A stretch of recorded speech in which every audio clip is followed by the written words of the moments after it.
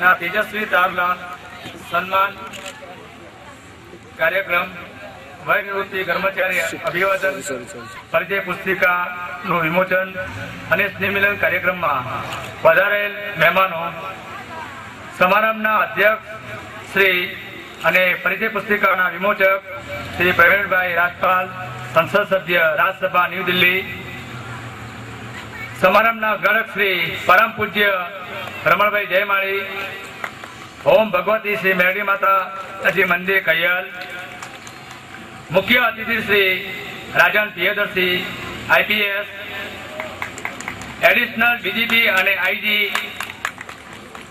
Presence Gujarat રાજ્ય અમદાવાદ તથા commandant general home guard અને ડાયરેક્ટર સિવિલ ડિફેન્સ ગુજરાત રાજ્ય અમદાવાદ,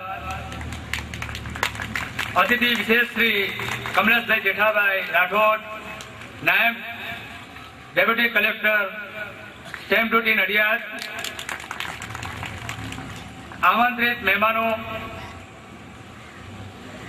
તેજસ્વી દાદાઓ, વયનિવૃત્ત વડીલો અને સમાજ બંધુઓ, સમતા નિર્માણ સેવા ટ્રસ્ટના ઉપપ્રમુખ શ્રી દલપતભાઈ M જાદવ, કોષાધ્યક્ષ શ્રી નયનભાઈ સક્સેના, સહમંત્રી રાહુલભાઈ ચાવલકર, મહામંત્રી શ્રી ગૌરંગભાઈ અમીન, આંતરિક ઓડિટર શ્રી ગઈલાલ પદ્મરાજ તથા ટ્રસ્ટીગણના કારોબારી સભ્યોશ્રીઓ તથા બાળકો, ભાઈઓ તથા બહેનો, આજના આપણા જે કાર્યક્રમમાં જે પધારે છે તમને આપને સૌને હું આવકારું છું.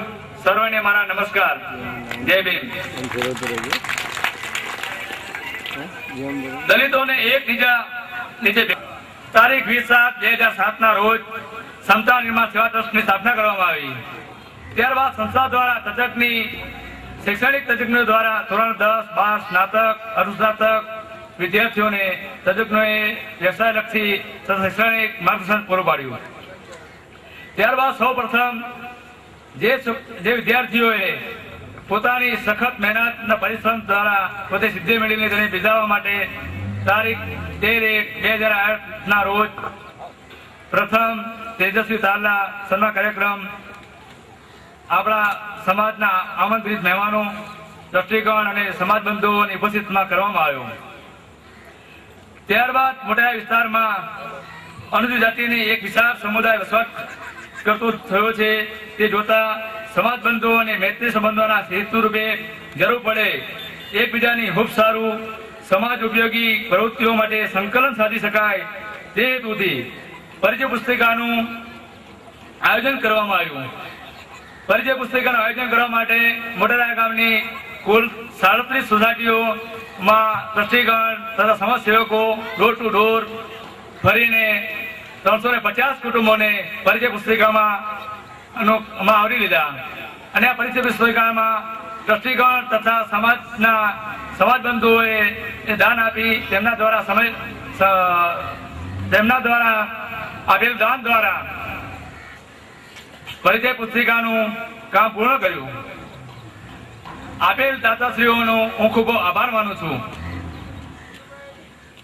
ત્યારબાદ સમાજ દરરોજમાં બેંકોની જાહેરાતો આવતા જોતા જે સ્વતંત્ર પરીક્ષાઓનો માહોલ ઉભો થયો, એને જોતા અમે વિચાર્યું કે આપણે મોટેરા ગામમાં એક નાની સ્વતંત્ર પરીક્ષાની એક લાઇબ્રેરી હોવી જોઈએ. એ વિચાર આવતા મારા માતૃશ્રીને વાત કરી તો એમણે કહ્યું કે 25,000 રૂપિયા હું આપું છું. તો એ દાન 25,000 લઈ અને એક નાની લાઇબ્રેરી શરૂ કરી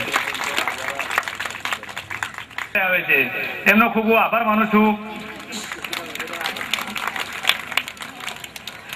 સમાજમાં બે વસ્તુ જરૂરી છે, સુખ અને સંપત્તિ થયા પછી સંતો મહાતો થઈ ગયા, ભારતીય મહાન વીરો થઈ ગયા.